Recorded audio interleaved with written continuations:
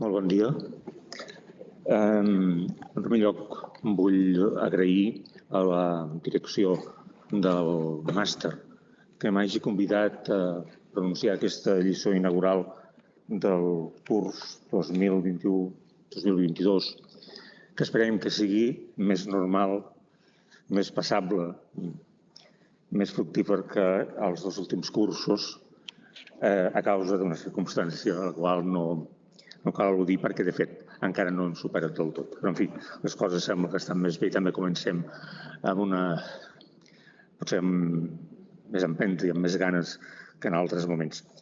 Per mi serà el primer curs que ja no estaré en actiu després de 41 cursos consecutius. Això costa una mica d'assumir quan has posseït una determinada rutina que no ha estat tampoc, crec jo, rutinària, sinó que l'has anat canviant, l'has anat matisant i has anat convertint això en no en el centre exclusiu, per descomptat, però en un dels centres importants de la teva vida. Però és evident que això té un final i cal assumir-lo amb la més alta normalitat possible, que és el que intentaré fer aquest primer curs després de tants anys d'exercici de la docència. Bé, per altra banda, també agraeixo a la direcció del màster que em deixés total llibertat en la tria del tema exposat aquí.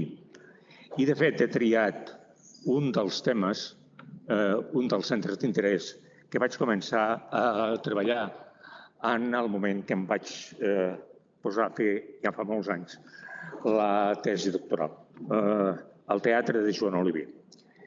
He de dir que vaig arribar a fer aquesta tesi per eliminació d'altres temes que en aquell moment m'interessaven més, però que la persona que em portava la direcció de la tesi, que era precisament el professor Enric Gallent, em va dir que si volia que ell me la dirigís, doncs el que jo li proposava no em podia dirigir en aquell moment perquè tenia d'altres estudiants o d'altres doctorants que estaven treballant aquells temes. Esclar, ell em va donar dues alternatives i em vaig triar una, que és la que finalment vaig fer. Jo m'hi vaig posar amb bona disposició d'ànim i, com us diria, amb tota la bona voluntat.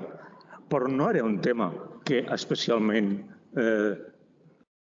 m'entusiasmés o m'atragués. No era el cas. També he de dir una altra cosa.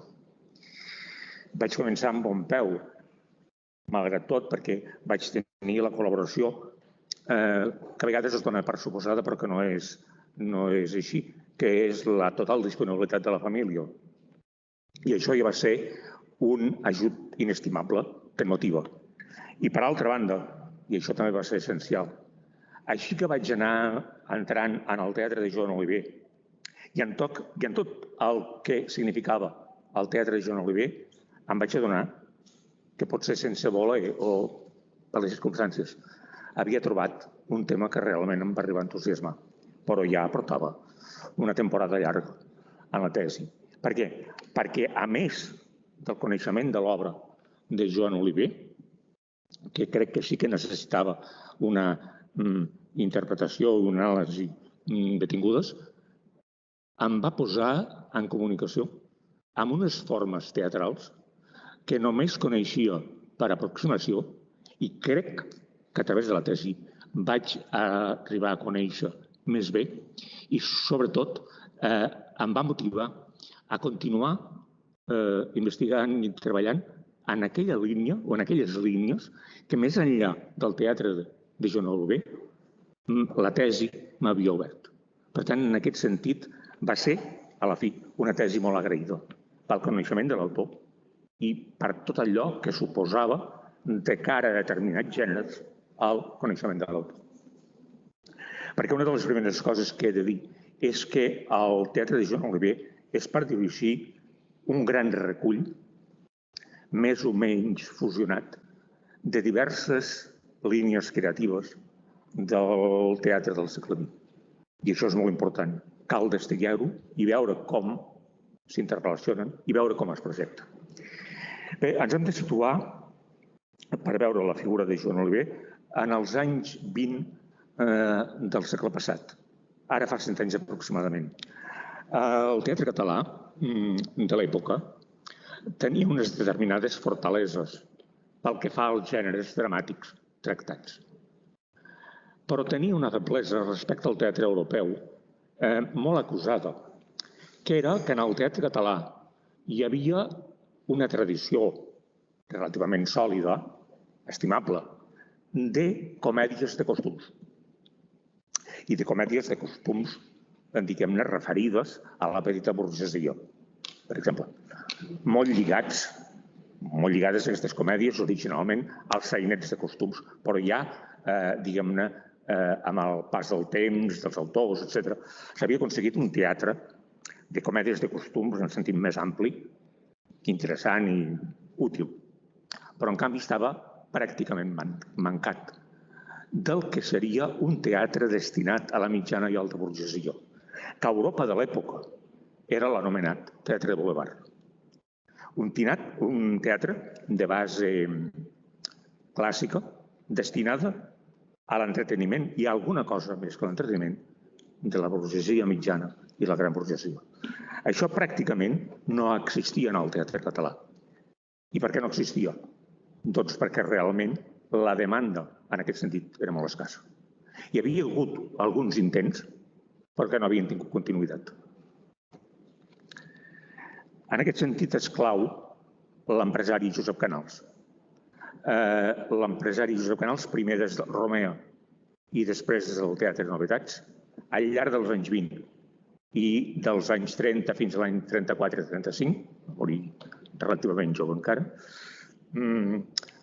fa dues apostes molt clares en un sentit de futur també molt ben definit. Un és l'aposta per un teatre, diguem-ne, destinat a la menestralia, naturalment, i després això també acaba sent destinat a un públic més ampli, però que al centre és un tipus de teatre destinat a la menestralia i a una part de la petita burgesia, que és el poema dramàtic, és a dir, el teatre en vers de caràcter poètic. I llavors això ho lliga a un jove autor que dona molt de sí, té una enorme productivitat, que és Josep Maria de Sagarra. Per tant, aquest camp aconsegueix dominar bé amb una renovació, com és el poema dramàtic encarnat en Josep Maria de Sagarra. Per tant, aquest és un camp que funciona perfectament i, sens dubte, Sagarra, al llarg de tota la seva vida, va ser el dramaturg central en quant a nombre de producció, regularitat de les estrenes, èxit de la dramaturgia catalana. Però, al costat d'això, i assessorat l'empresari Canals per Carles Soldevila, novel·lista i dramaturg, intenta una altra cosa, crear un teatre realment de bulevard, destinat a la mitjana i alta burgesia, originàriament. Llavors, per això té la col·laboració del mateix Carles Soldevila, que, per dir-ho així, escombrava cap a casa, també era el seu interès. I Soldevila, sense arribar mai als èxits, diguem-ne, enormes de Sagarra, aconsegueix una continuïtat en aquesta línia, per primera vegada. I Soldevila es converteix en un autor de teatre de bulevard en català. Estimable. Ara, això probablement hauria tingut una continuïtat més sòlida i no hauria sofert la fractura seguida de l'eclipsi que va suposar la Guerra Civil. Per què ho dic això? Perquè seguint el model de Carles Soldevila, en els anys 30 hi ha diversos dramaturgs que intenten el que en diríem el teatre de bulevard i la que ja s'havien fet, que és la culminació del teatre de bulevard, entre els quals Joan Oliver, que és probablement el més sòlid. Hi ha d'altres autors joves en els anys 30 i finals del 20 per exemple, Josep Maria Millars Raurell, Carme Montoriol i d'altres, que s'interessen per d'altres models. Però, pel teatre de Boulevard, la figura més sòlida és la figura de Joan Oliver. I algun intent d'altres personatges que no van arribar a quallar com a autors dramàtics, però qui sap si en altres circumstàncies haurien quallat. Per exemple, un juvenil medievalista, que es deia Martí de Requer, que després va ser un medievalista de prestigi internacional, però que els primers passos en el món de les lletres van ser com a autor dramàtic, amb uns textos que s'aproximen molt clarament al teatre de Boulevard, amb un toc farsesc molt interessant. I, a més, amic com era de Joan Oliver, va ser, sembla, que li va suggerir el tema o el motiu que va donar lloc a una de les peces d'Oliver més divertides dels anys 20-30. Però tot això són especulacions. El cas sòlid és el cas de Joan Oliver. Ara bé, tot i que dic el cas sòlid, abans de la guerra té alguna estrena de caràcter gairebé particular d'amics, però una única estrena de caràcter professional, que és Cataclisme, que és una peça encara no madura, però que està bé, que va funcionar, que va tenir èxit, però és una única peça estrenada professionalment. En va escriure moltes més, però no es van arribar a estrenar. Per què? Perquè aquest públic que havia intentat crear Carles Soldevila, pel qual pugnaven l'un i l'altre i d'altres autors, encara no tenia la suficient consistència com per demanar unes estrenes més sovintejades i regulars.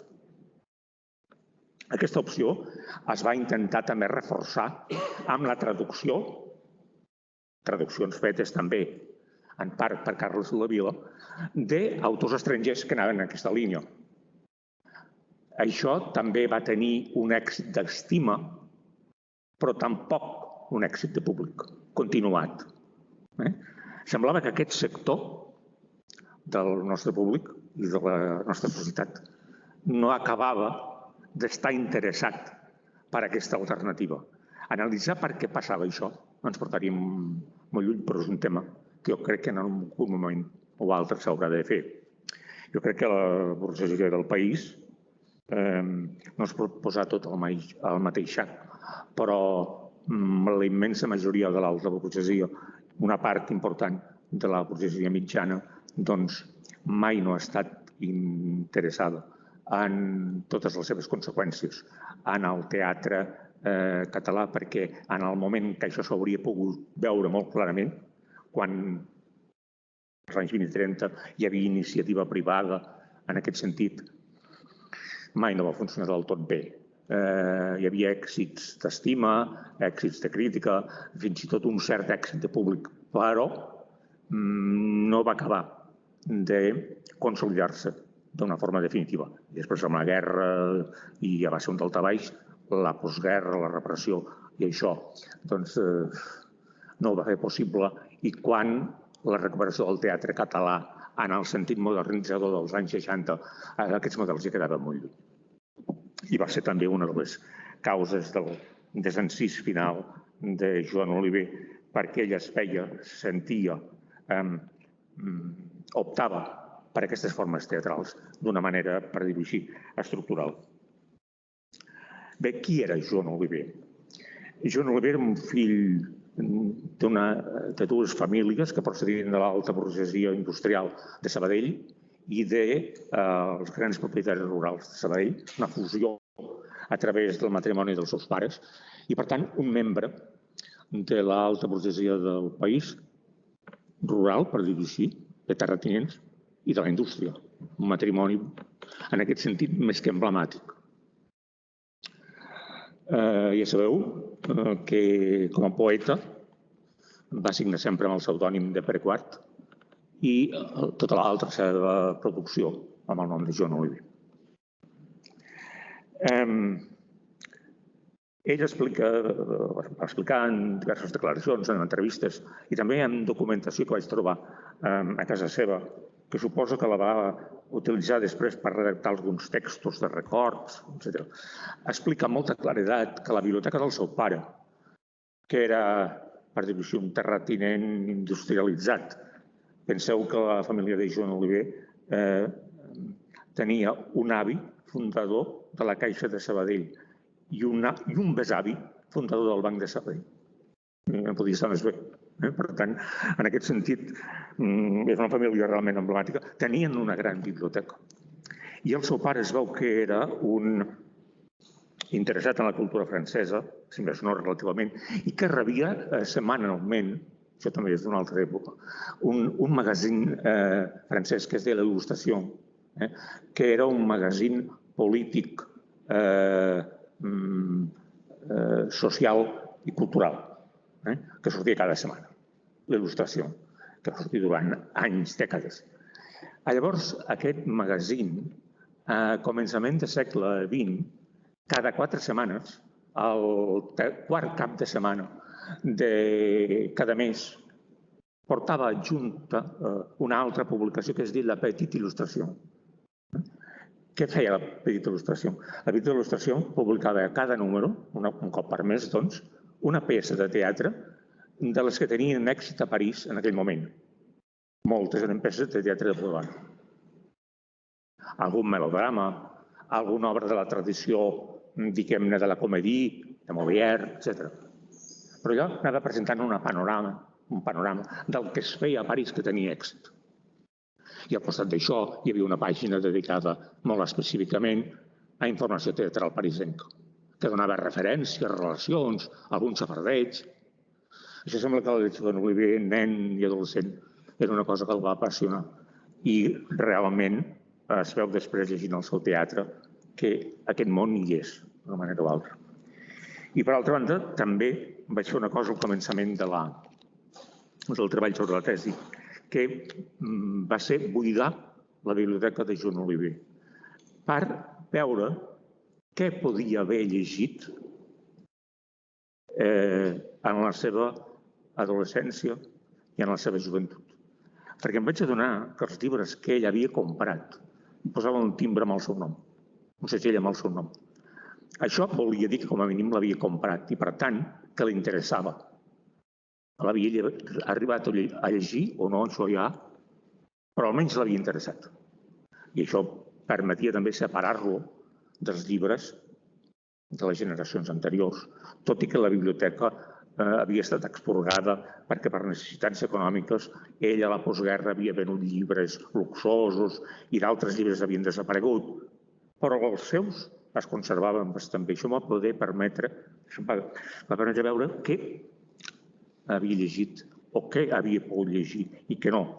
I, evidentment, el que ell diu en diverses declaracions sobre el teatre de boulevard, allà en queda constància d'una manera molt clara. També la lectura dels clàssics francesos, particularment Molière, i d'altres qüestions que anem veient. Per tant, ell, en un principi, no havia optat per la via de la poesia, per la qual seria, sobretot, conegut més tard. Ell va publicar el llibre de poemes l'any 1934, tenia 35 anys, però abans hi havia provat el teatre, no gaire sort. I llavors entra en aquest tipus de poesia més o menys avantguardista, que, per dir-ho així, és molt més trencadora, si més no formalment, que el seu teatre.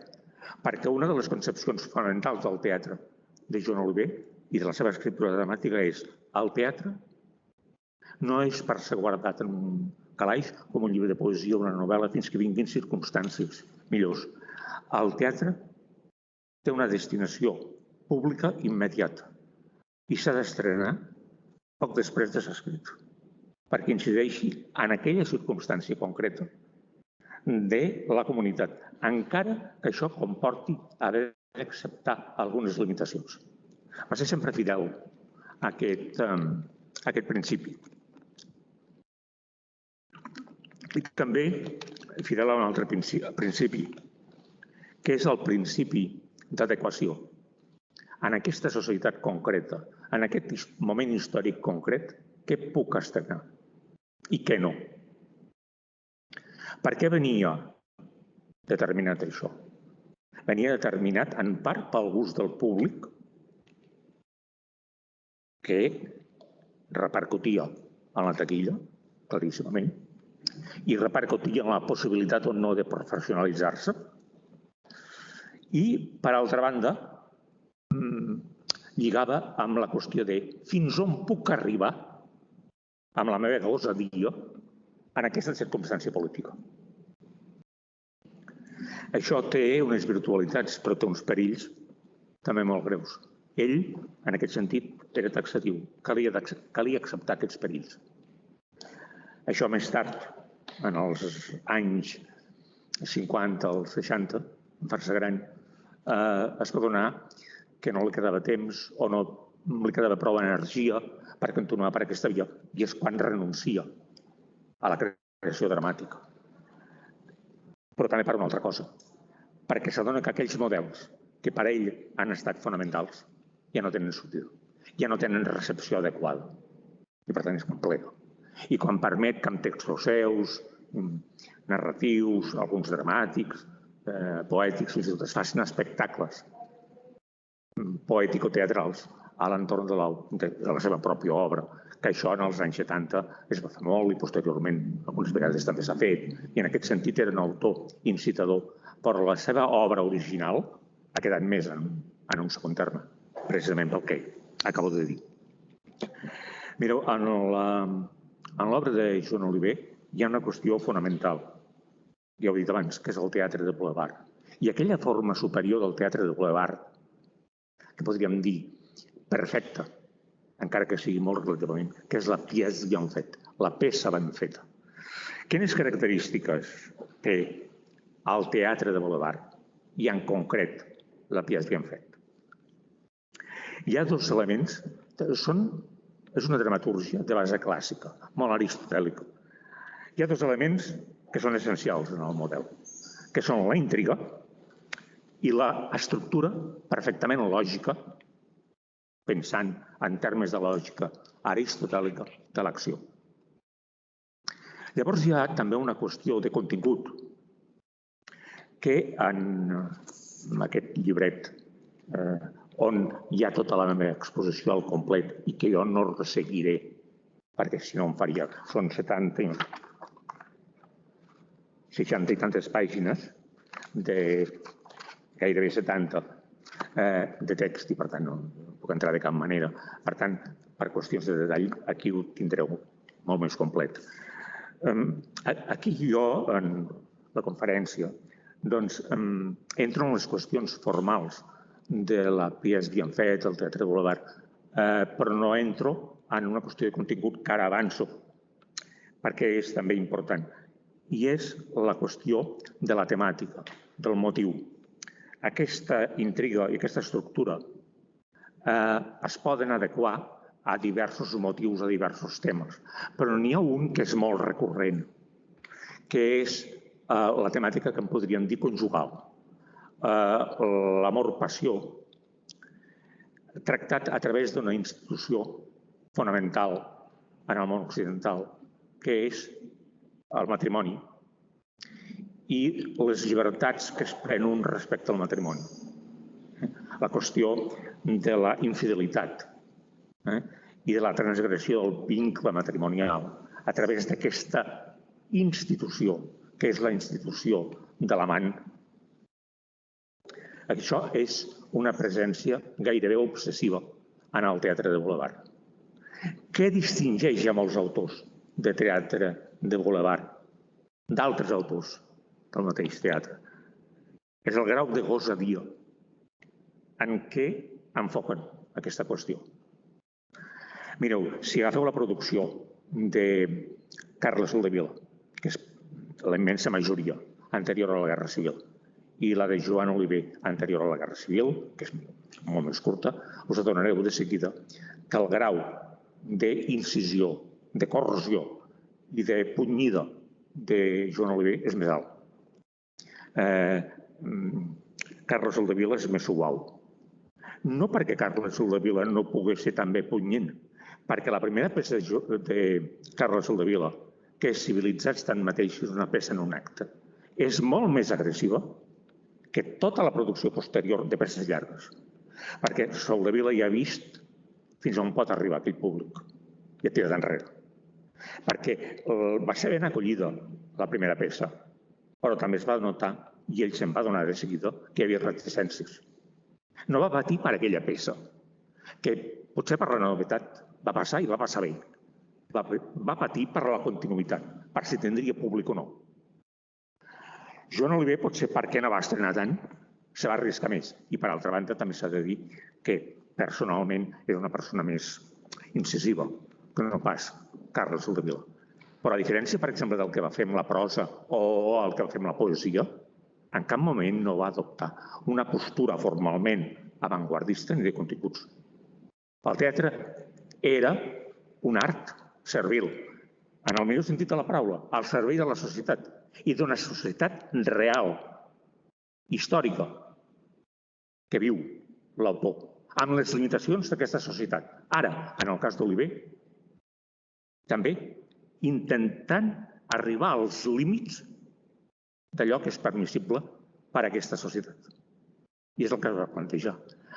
En les obres anteriors a la Guerra Civil, intenta arribar fins al límit mateix de l'escàndol. Per exemple, en el cas de Cataclisme, hi ha un joc molt ben construït, geomètricament, per dir-ho així, amb unes correspondències perfectes, pròpies de la P.S. havien fet, a l'entorn, aquí no tant de l'adulteri com de l'incest. Fins al moment que en la peça tots arribem a pensar que s'ha produït l'incest. I és el moment de l'escàndol. Llavors, al final de l'obra, és el camí que segueix l'autor amb una gran habilitat per desmuntar això. Amb una prova d'enginy molt notable i que és una de les coses més apreciades en el teatre de Boulevard, l'enginy de l'autor. Perquè en el teatre de Boulevard no hi ha novetat en els temes, en els motius. Forma part de tota una tradició que ja ve de la comèdia antiga. El teatre de Boulevard el que fa és, l'autor de Boulevard el que fa és recollir temes, motius del fons comú i introduir-hi una variació pròpia. És el que fa sempre Joan Oliver. Joan Oliver no és original, perquè no ho vol ser. Forma part de tota una manera de veure la tradició teatral, de la qual participen noms com el mateix Shakespeare en l'àmbit de la tragèdia, Molière claríssimament, i tots els dramaturgs de l'antiguitat clàssica grecorromana. El públic de Grècia i Roma que anava a veure aquelles tragèdies o aquelles comèdies, particularment les tragèdies, els mites a què feien referència, els coneixia de sobres.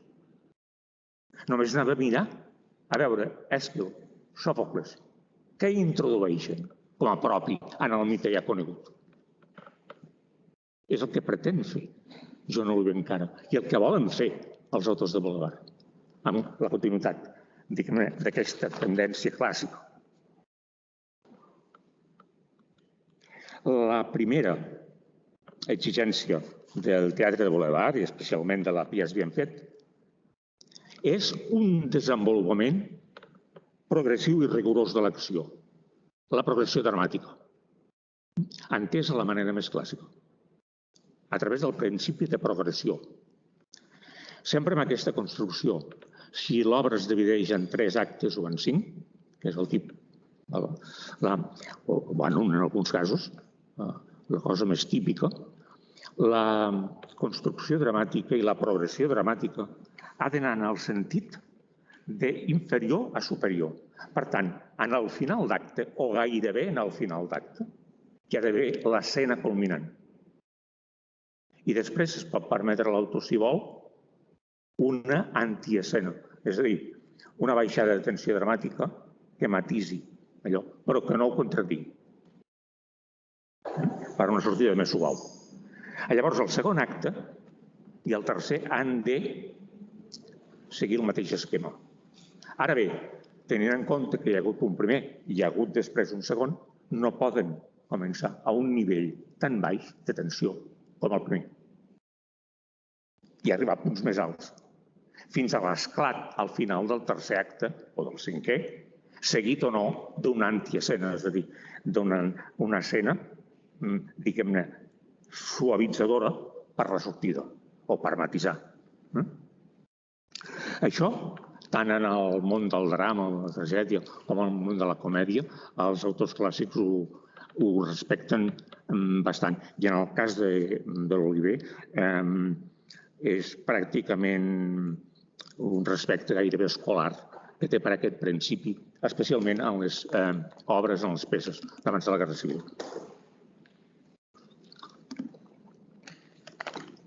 Una altra qüestió que és bàsica en el teatre de Boulevard, és que un dels personatges ha d'encarnar la posició de l'autor respecte al tema tractat.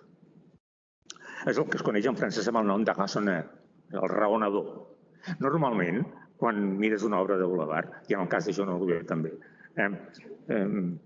veus un personatge que parla molt més que els altres. No cal dir res més, el raonador. El text imprès ja te'l dona, és el raonador. I en totes les obres de l'Olivier, és claríssimament el raonador, el que parla. I que dona el to. Per exemple, potser l'obra més interessant de Jean Olivier, que és Ball robat, que és una cosa ja de la postguerra. Un personatge que es diu Cugat, que és un escriptor, és Jean Olivier claríssimament. I això ho he sabut per qüestions, diguem-ne, biogràfiques que allà transparenten. Però si no saps això és igual, perquè te n'adones perquè parla més que ningú. I acostuma a tenir una profunditat que els altres no tenen.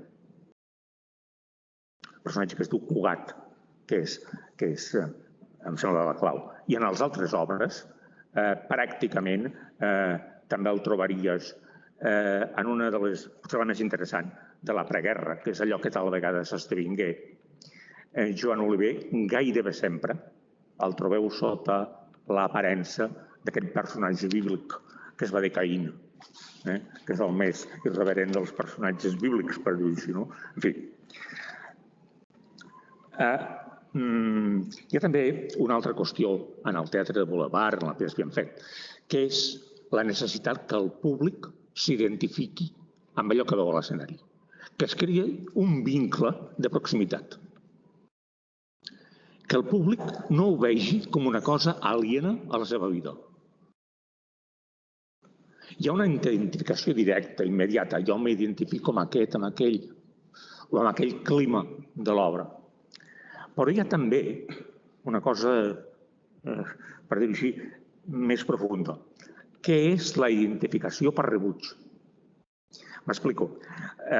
Probablement coneixeu un autor d'operetes alemany traslladat a França, que és Offenbach, les operetes d'Offenbach. Les operetes d'Offenbach són molt interessants per la música, que va crear un gènere, però també pels llibrets. Els llibrets eren obra d'un dramaturg que pràcticament va renunciar a una obra pròpia o només secundàriament per dedicar-se a elaborar els llibrets d'Offenbach, que es deia Halevi. Fromental, que té un nom aquest, Fromental, o sigui, vol dir que ve del blat, Fromental, Halevi. Aquest senyor elabora uns llibrets d'òperes o d'operetes d'Offenbach tenint en compte els principis de la pièce bien faite estrictament i traslladant aquests principis, aplicant-los en el món de la mitologia. Llavors, per exemple, La bella Helena, que és una opereta excepcional, feta amb molt humor, apareixen tots els personatges de la Guerra de Troia. Quan es va estrenar La bella Helena, al pati d'Eutaques, hi havia tota la plutocràcia parisenca, grans industrials, financers, i a l'escenari tenien els retrats d'ells mateixos allà. Però com? Un reflex burlesc. Tot i això reien i aplaudien a rabiar. I eren ells, i es reconeixien. Però què passava? Quin era el mecanisme? Que això s'ha explicat molt bé a França. S'hi veien ells, però ells no eren aquell que feia el ridícul, ells eren l'altre. Aquell que feia el ridícul era el veí. Per tant, pensaven que allà veien la seva mala versió. Ells amb mala versió. La mala versió d'un mateix era el veí. Jo no sóc aquest. Jo m'identifico amb aquest clima, conec aquest món, però aquests que fan el ridícul són gent com el veí, no com jo, naturalment. És allò, els dolents sempre són els altres. Doncs això va funcionar perfectament. Per què? Perquè el públic destinatari s'identificava o amb els personatges o, si més no, amb el clima creat al centre. Perquè allà apareixien uns personatges voraços, lúbrics, interessats només en el guany econòmic, etc., que volien passar per valents i eren profundament covards. Però això ho reconeixien, i aquestes actituds les reconeixien, perquè el llenguatge era el seu. Però es pensaven que allò que veien a l'escenari era la mala versió d'ells mateixos. Clar, la mala versió d'un sempre és el veí. Això va funcionar perfectament. Això també depenia de la gosadia de l'autor. També s'ha dit sempre que diguem-ne, la construcció ideològica agressiva o irònica o satírica passa més bé en música, efectivament.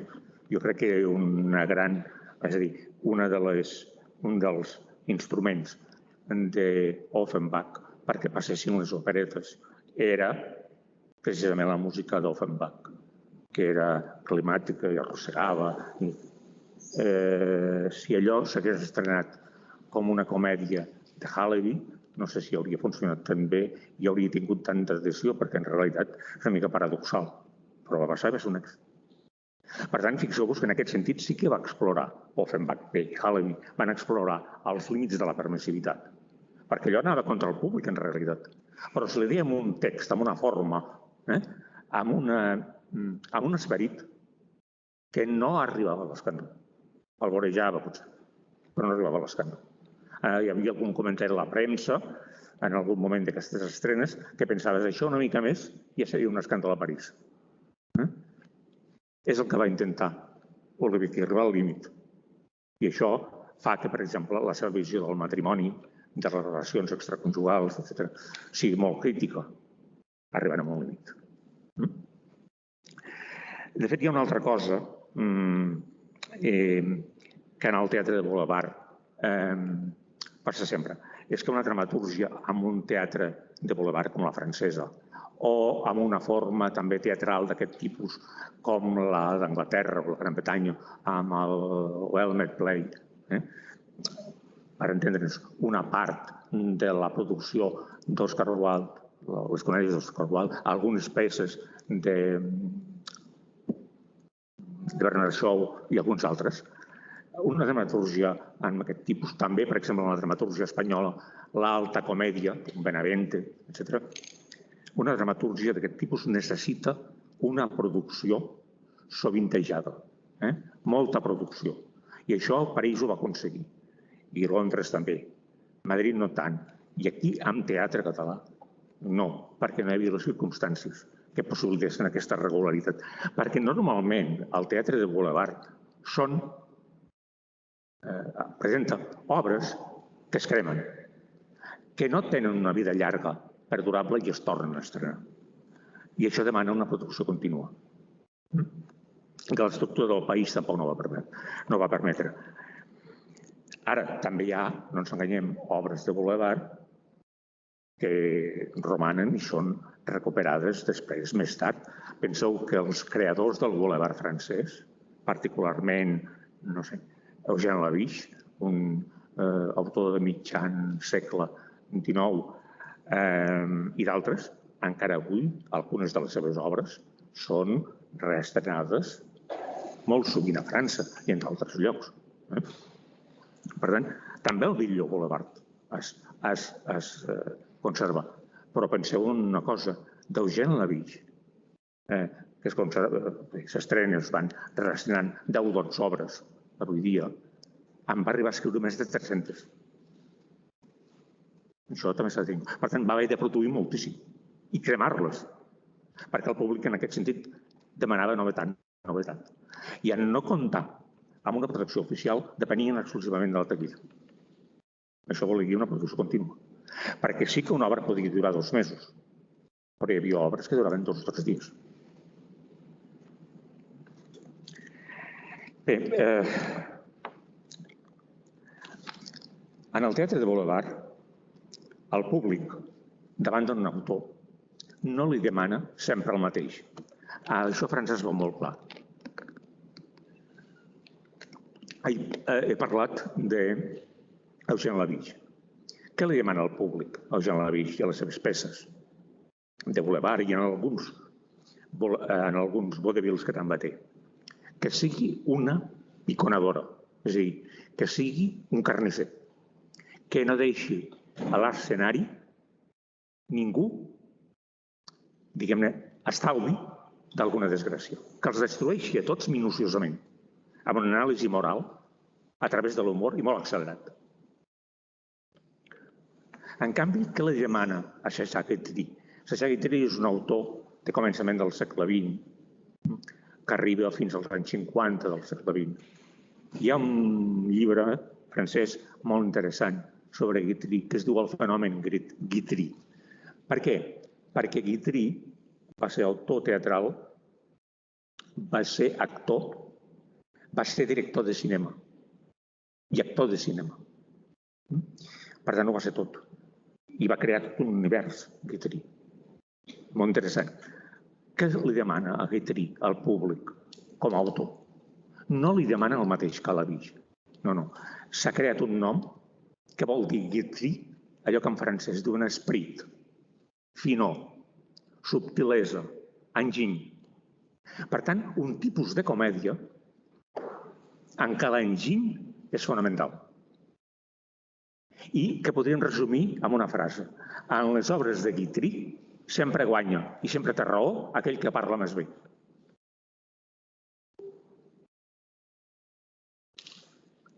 Això fa que sigui una obra també més retòrica, perquè es deixa anar, s'abandona a allò que en podríem dir el parlar bonic, que era molt del gust de l'època. I llavors els protagonistes de Guitry, sobretot els homes protagonistes, i això passava perquè ell ja els havia d'encarnar, sempre parlen molt més que els altres. Ja és el ressonant, ho és tot. Llavors també hi ha una altra qüestió interessant, i és que algunes de les pel·lícules de Guitry dels anys 30 són simples adaptacions al cinema de les seves peces teatrals. I, per tant, és cinema d'interior. Hi ha una pel·lícula d'aquestes, que encara es pot veure, que es diu Faisons un rêve, tinguem un somni, que és pròpiament la filmació gairebé d'una representació teatral. Tot passa a la mateixa habitació en 24 hores, típic. I és una història d'adulteri, per descomptat. En aquestes obres no només és tractat això, el matrimoni, l'adulteri. No, però algunes és el tema central. I per A o per B, central o lateral apareix contínuament, que era la gran qüestió, per dir-ho així, moral, suposadament moral, d'aquella societat. Hi ha una altra qüestió que cal tenir en compte també en el teatre de Boulevard, i és l'apropiació que fa el teatre de Boulevard per diversificar qüestions, l'apropiació que té de les tradicions antigues, per exemple, de la mitologia grecorromana o de la tradició bíblica. Per tant, en el teatre francès, i també en part en el teatre anglès de l'època, i de retop aquí, més moderadament, la Bíblia o la mitologia són tema teatral, amb caràcter d'humor. Això què significa? Que a Espanya, per primera vegada, des de sempre, o des de l'edat mitjana com a mínim, els temes bíblics i mitològics, particularment els temes bíblics, són tractats amb humor i no sacralment. Això comença, curiosament, a Espanya, un narrador que és Clarín, Hi ha contes de Clarín en què els temes mitològics, i algun de bíblic, són tractats amb molta ironia. I des de Clarín després passa a alguns autors del teatre castellà. El primer que el teatre català adopta aquesta òptica és Joan Oliver, en l'obra que segurament la millor del període anterior a la guerra, però que no es va estrenar fins l'any 40 i tants a l'exili a Xile i a Catalunya no es va estrenar fins l'any 70, al final del franquisme.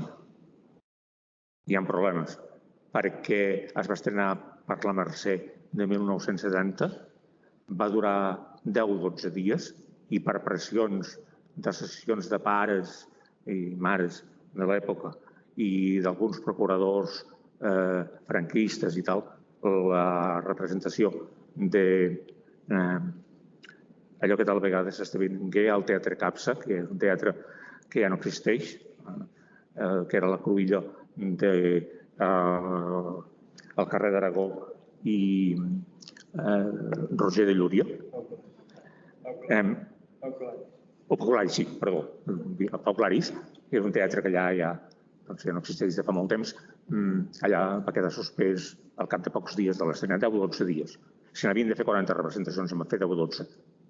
I això, per tant, a l'any 70, al final del franquisme, una certa liberalització, encara produïa coïssor social. Per tant, i llavors hi ha democràcies que és el més interessant del teatre de l'Oliver anterior a la Guerra Civil. Per què? Perquè fa una cosa. Agafa un tema bíblic, el Gènesi, la primera família, per dir-ho així, i el pecat de Caín. I busca el rerefons. Allò que ens ha explicat, que se'ns ha donat, que ens ha explicat la Bíblia, és realment la veritat? O què és possible que hi hagi al darrere? Això, naturalment, és irònic. Llavors, el que fa l'autor, com fan tots els autors de Boulevard, escoltant-se així, és buscar les pessigolles del tema, basant-se en la sociologia de la societat on ells viuen. Què hi ha al darrere d'això? I, per tant, en aquest sentit, hi ha una transgressió del mite bíblic a través de l'humor, si en surt molt bé. Però és que hi ha una altra cosa que la fa singular, l'obra de l'Oliver, de Joan Oliver, aquesta, allò que tal vegada s'esdevingué. Hi ha un avançament, un curiós avançament, del que més tard serà el pensament existencialista. Perquè hi ha intervencions de Caïm o de l'àngel que es presenta com a emissari de Déu per donar ordres als humans. Hi ha reflexions que són per dir-ho, un preludi del que després serà la filosofia existencialista. Jo crec que en el cas d'Oliver això venia d'una altra qüestió. Probablement les lectures que havia fet ja anteriors a la Guerra Civil, les lectures que havia fet de Txékhov, perquè en la seva biblioteca hi ha l'obra completa, l'obra teatral completa de Txékhov en una edició francesa de l'any 21-22. I sí que Txékhov, més enllà de la seva potència com a autor dramàtic, sí que es pot considerar un antecedent del pensament aspecte literari, un antecedent del pensament existencialista que floreix sobretot a França dels anys 40. I això és una cosa molt interessant. Per tant, fixeu-vos que una de les gràcies del teatre de Joan Oliver és aquesta hibridació. Una cosa com és el teatre de Boulevard, hi ha un mite bíblic passat pel teatre de Boulevard, s'enllaça amb un pensament tan diferent com el pensament existencialista. Això sorprèn i això el fa singular. Què passarà en la postguerra? La circumstància no és la mateixa. Per tant, l'autor ha de ser més caut, perquè el franquisme, si no. I tot i així, Vallrobat només va tenir una representació, una. es va permetre una associació d'aficionats il·lustres per benefici de la bona societat barcelonina, l'Agrupació Dramàtica de Barcelona, que estrenés l'obra, però amb una representació única a Barcelona. Se'n va fer una altra a Sabadell i una em sembla una altra a Reus. I punt. Ball robat. Per tant, totes les precaucions que va prendre Oliver per no ser tan agosarat com allò que tal vegada s'esdevingué i d'altres comèdies de la preguerra, tot i així, les limitacions van ser estrictes, perquè al franquisme la censura considerava que allà hi havia un element dissolvent. Què fa Ball robat? Agafa una estructura típicament de boulevard com és 3 matrimonis que es van casar el mateix dia, eren amics, es troben en un sopar de celebració al cap de 10 anys. Què en queda del matrimoni? I aquí és on descarrega Joan Oliver. Es va dir que Joan Oliver posava en dubte i en crisi el matrimoni burgès. Sí, però no només això. Joan Oliver crec que posa en dubte i en crisi tot el matrimoni. Perquè l'obra diu és que això no és fruit de cadascun de nosaltres. És fruit de l'espècie humana. Els homes som així i donem per això. Més enllà del component de classe que hi és, però més enllà. Què hi ha aquí al darrere? Claríssimament hi ha la forma del boulevard, però l'entrada claríssima del pensament existencialista, en aquest cas molt clar, hi ha fragments que revelen una lectura atenta de Camí. I, per altra banda, la hipertròfia, no ho dic en sentit negatiu, sinó una lectura in extenso de Txékhov, el que fa, diguem-ne, el Txékhov pensador. I això es veu molt clar. Per tant, en el fons, fa el mateix que en allò que tal vegada s'esdevingué, però amb un altre to i adaptat a les circumstàncies. I llavors hi ha una cosa que podeu fer, un exercici molt fàcil de fer. Agafeu Ball robat de Joan Oliver, una peça dels anys 50, i agafeu una peça de l'any 1962 d'Alfonso Paso, que va ser un autor molt estrenat en el teatre castellà del franquisme, que es diu Cena de matrimonios. Veureu les semblances estructurals. Llavors mireu el contingut. No té res a veure. Però amb la mateixa estructura. 3 matrimonis que amb Alfonso Paso no buscava entretenir i tal, és una altra cosa. Sota la mateixa aparença. És molt alliçonador. Bé, podria parlar... Sembla que ha arribat una hora, no? Més o menys. Falten 10 minuts. No, és que tampoc no em vull allargar excessivament, perquè ho tindreu desenvolupat d'una forma sistemàtica i podreu veure en detall qüestions que ara jo passo per damunt. A veure, en el cas del teatre de Joan Oliver, sempre hi ha hagut una mena de debat relatiu, també, però s'ha parlat de per què Joan Oliver abandona el teatre. Doncs per les limitacions d'aquesta via possibilista que ell va emprendre.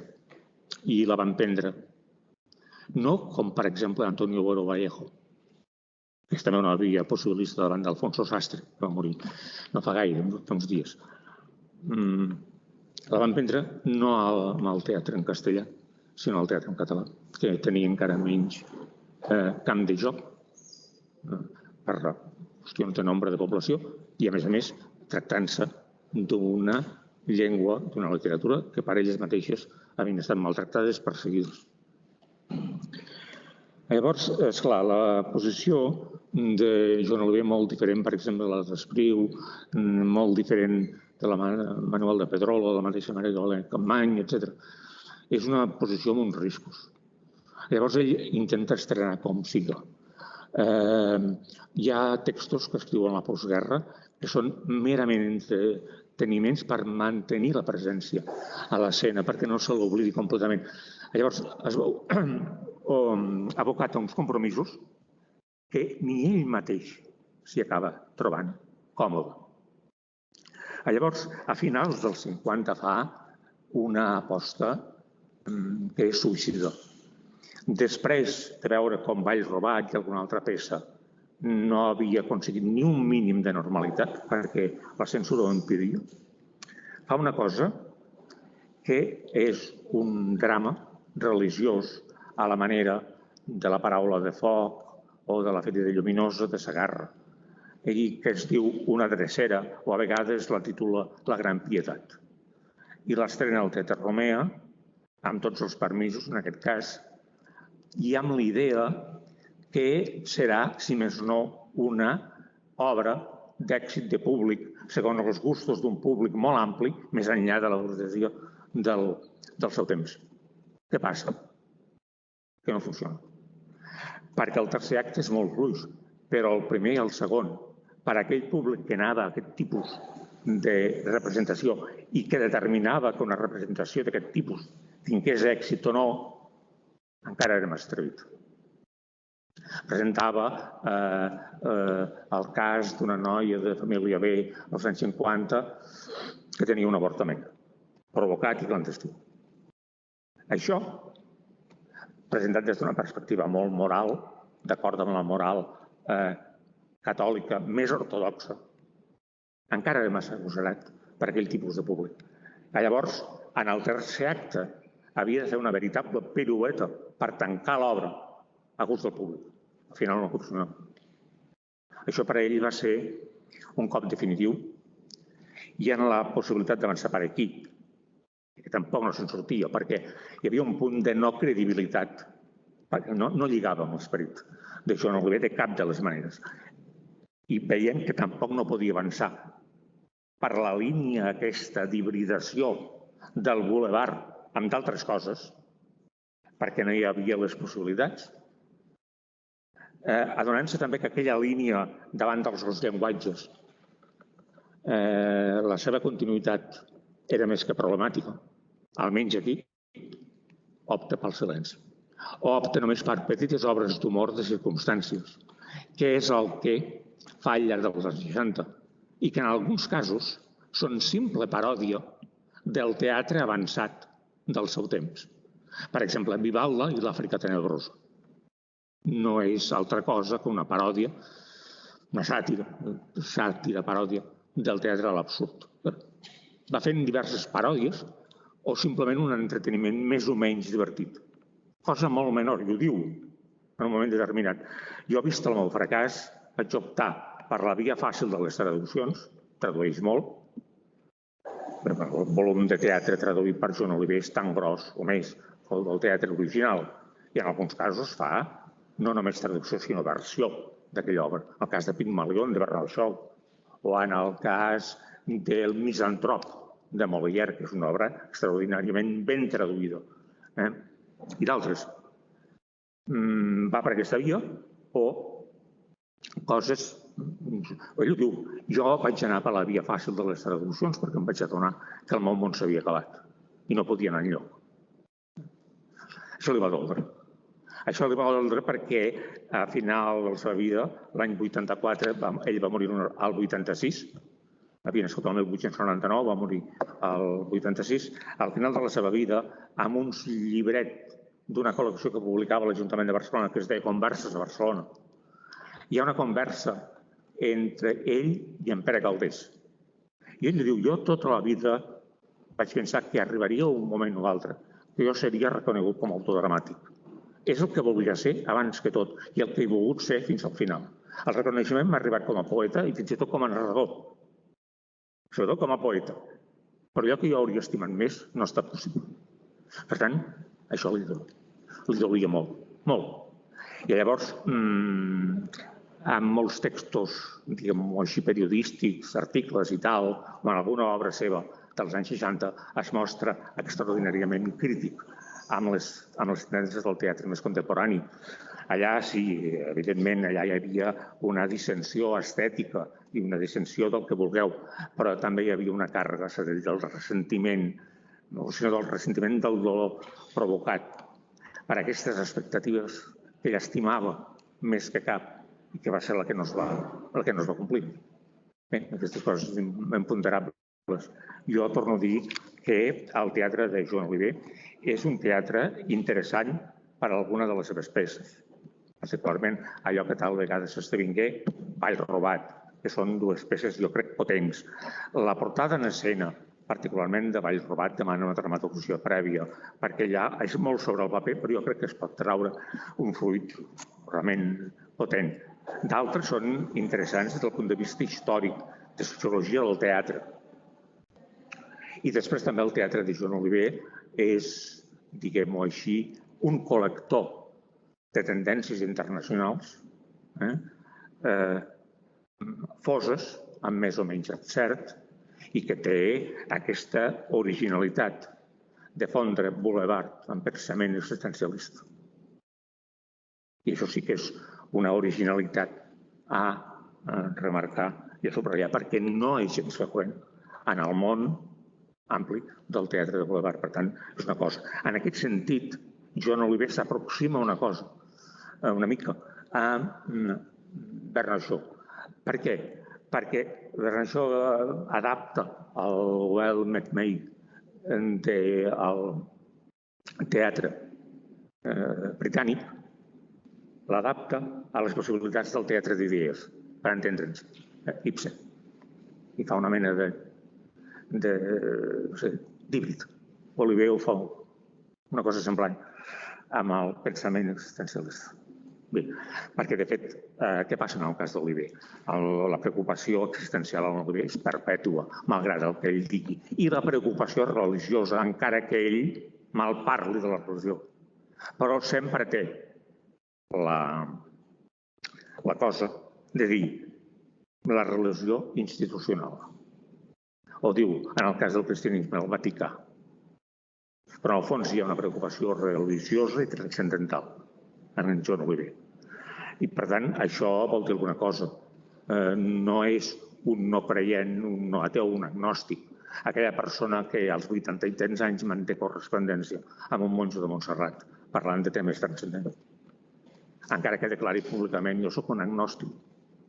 Joan Oliver a vegades va ser víctima del seu gust per fer frases de grans titulars i això.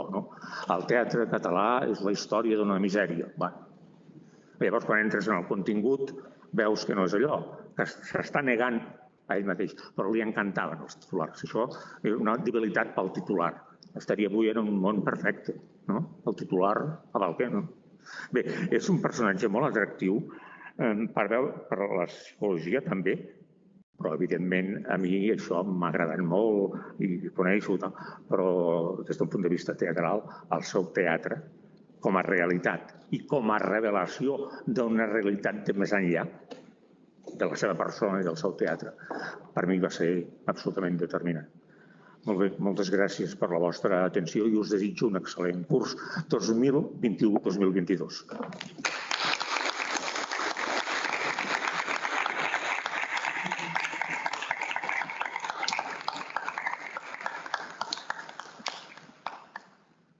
Moltíssimes gràcies, Miquel, per la teva excel·lent lliçó i pel teu excel·lent llibret. T'agrairem moltíssim. No crec que tots els alumnes actuals trobaran a faltar un gran professor, un gran erudit, un entusiasta de la recerca teatral. Crec que és metodològicament, crec que val la pena que ho tingueu en compte perquè aquest llibret és metodològicament impecable, com es pot fer un treball de recerca. Per tant, jo crec que val la pena, després agafeu un volumet. No sé si hi ha preguntes. Ramon. Apropa't, potser, perquè es pugui sentir. I a més perquè hi ha la càmera aquí. Dic que una de les coses que més precisament m'interessen d'Oliver és aquest abandonament del teatre. Ell que optava pel Boulevard en un moment en què a l'escena espanyola jo crec que hi ha un auge del boulevard, dels anys 60, amb el duet, per exemple, francès de Barillet i Gredí, que contínuament, fins i tot arriben a Barcelona, moltes versions de vaudevilles i de peces de boulevard. Sí. Segurament no tenen el to o el fons de càrrega ideològica per la qual optava Oliver, sinó que són una qüestió més... Això és una qüestió realment molt interessant.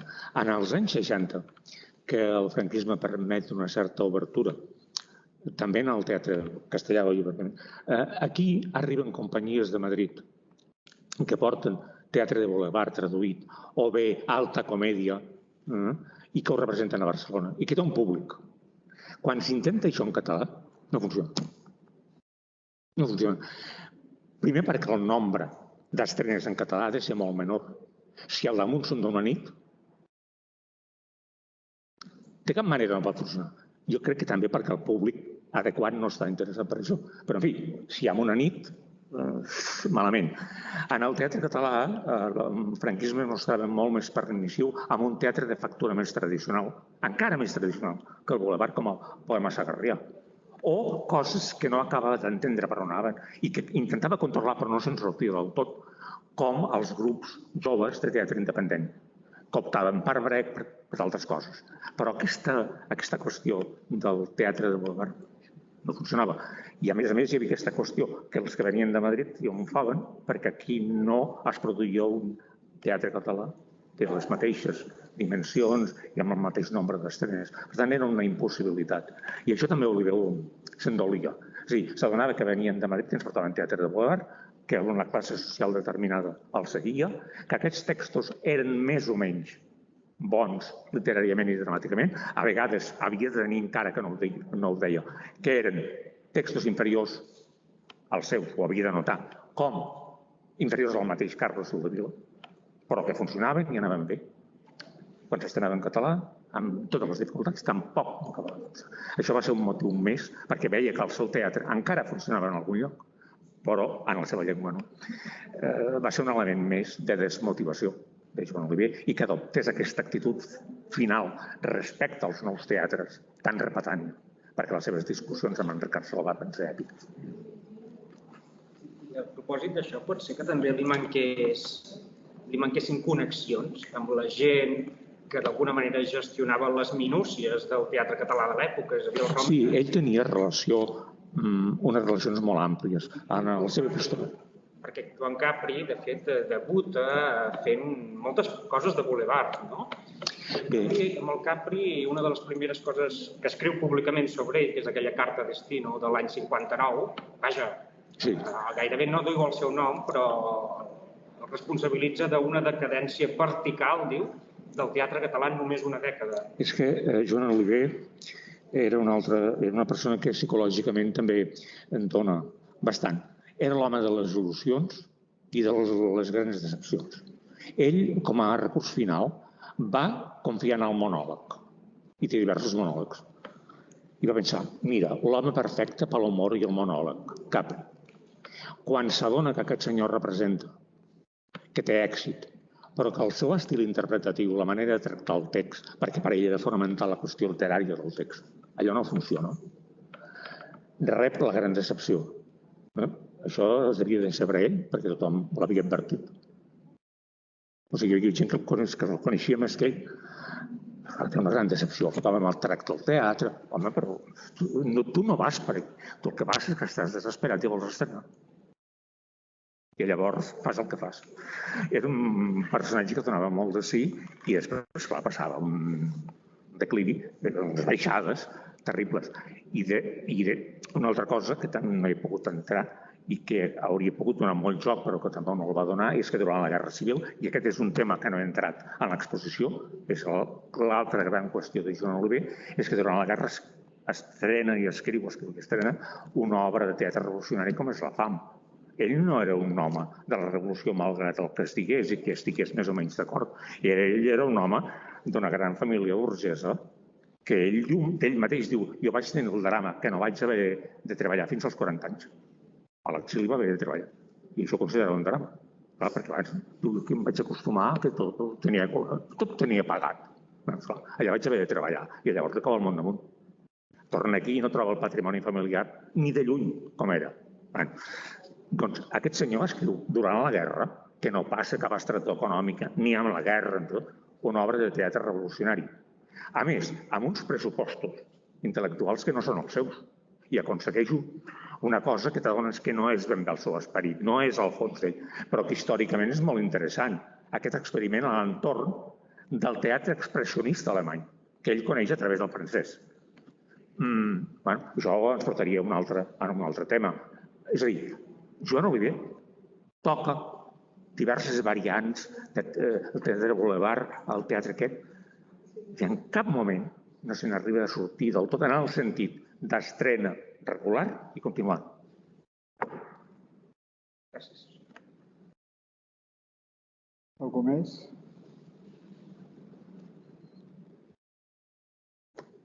Volia preguntar una cosa. La seva relació amb els actors, trobava els actors, se sap alguna cosa de la... Sí. Trobava els actors que ell volia d'alguna manera o no? Com era la seva relació? No, ell, la relació amb els actors, en el contacte directe, era sempre bon. Molt correcte, molt educat, molt com cal. Els feia riure, explicaven, perquè es veu que tenia una conversa d'aquestes que et portava on volia, I llavors parlava molt bé i era molt simpàtic i amable. Ara bé, quan se n'anava cap a casa i escrivia, llavors comencen a sortir els problemes. Aquella noia és massa de barri. Aquell noi és massa xava. Aquell individu no sap on posa els peus. Aquí començava a trobar els peros. I arribava al punt en què el muntatge de la seva obra mai no li acabava. Perquè era un perfeccionista. I a més, la idolatria del text seu i dels altres, però també el seu, era... I això venien les grandíssimes discussions amb el Ricard Salvat. O sigui, el contacte humà era bo, però després la reflexió intel·lectual sobre l'activitat dels actors sempre era molt crítica. Clar, ell ho lligava amb una altra cosa, que deia, és que a Catalunya no tenim una bona escola d'actors. Bé, això en part sí i en part no, perquè, esclar, l'Institut del Teatre durant el franquisme, d'acord, però abans i després. Una mica d'idees fixes i massa tallants de vegades. Tot i que ell mateix n'adonava i rectificava, però tenia unes idees de vegades obsessives que no li permetien tampoc observar la realitat que, per altra banda, ell tant interès tenia d'observar. És aquestes contradiccions que fan d'ell un personatge polifacètic, encara que sigui utòpic, des de tots els punts de vista. Perquè sempre era una actitud, us diria, insegura, una actitud canviant, una actitud en contradicció amb el que havia dit abans. És a dir, mai no era una actitud permanent, serena, sempre. Tot i que aparentment era un senyor molt agradable i molt simpàtic, i això sí, indubtable, però interiorment... Els directors de les seves obres, qui hi havia? Ricard Salvat, en Pau Gassavall, potser o no? Qui eren els seus directors? Els directors que havia posat en escena? Sí, bàsicament havia fet en Ricard Salvat, o s'havia dirigit ell en l'agrupació dramàtica de Barcelona. Alguna vegada el Pau Gassavall, però sobretot el Ricard Salvat, que havien tingut discussions mítiques. Fins i tot ell, a una de les seves estrenes, em sembla que era primera representació, és una obra vagament pirandaliana de la postguerra, no hi va anar. S'estrenava poc i no anava, perquè es van enfadar amb en Ricard Salvat i van tornar. Llavors es tornaven a reconciliar i tornaven a un altre projecte. Una mica el que li va passar també amb el seu amic Xavier Benguerel, el novel·lista, que es van distanciar, barallar i tot, fins al final dels seus dies. Jo crec que va poder viure més o menys a Amèrica i al començament aquí perquè en Xavier Benguerel va ser novel·lista, però va ser un home d'empresa, és a dir, tenia una habilitat que Oliver ni olorava, que la seva capacitat per funcionar empresarialment era enorme. Xavier Benguerel era un home que no tenia estudis superiors. Va marxar d'aquí i va anar a Xile i al cap de 4 dies havia fundat una empresa farmacèutica que es va convertir després en un empori farmacèutic i quan ell va tornar aquí als anys 50 se'l va vendre i li van donar un...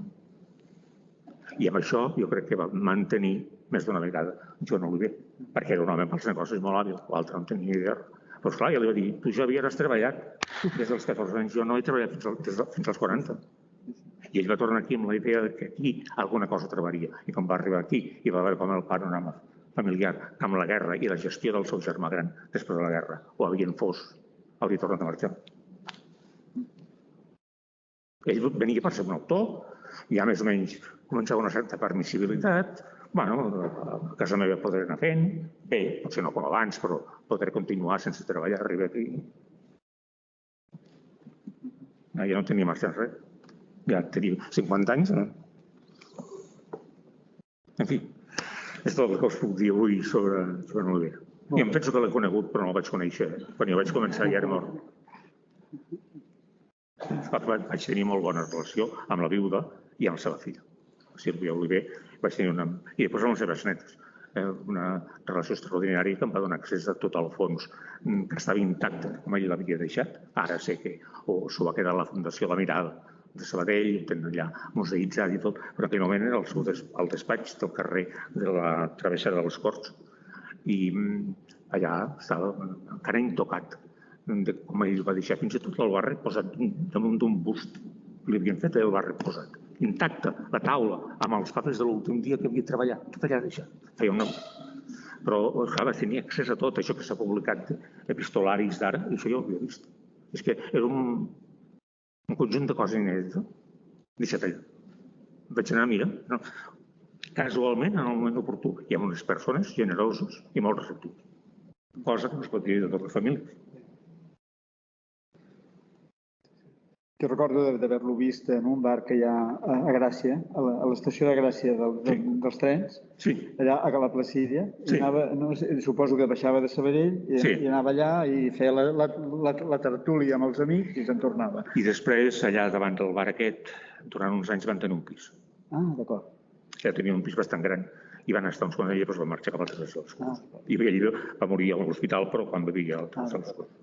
Ah, per això, per tant, no era Sabadell, sinó perquè vivia allà. No, el va conèixer, el bar aquest, que em feien tertúlia quan encara era Sabadell. Ah, d'acord. I llavors va buscar un pis proper, que li agradava el bar.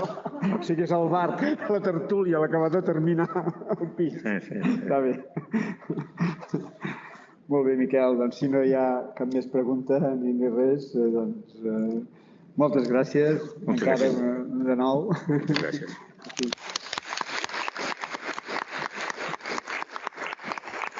Bona vida post-acadèmica. Bé, almenys jo he estat molt bé aquí, amb aquest petit comitè, amb una situació una mica informal, però molt, diguem-ne, no sé, molt motivadora, perquè sembla que parles amb una tertúlia en aquest sens més ample que quan és una cosa tan formal. Molt bé, moltes gràcies. No sé, nosaltres ens emplacem a les 4, d'acord? Tornem. Moltes gràcies a tots.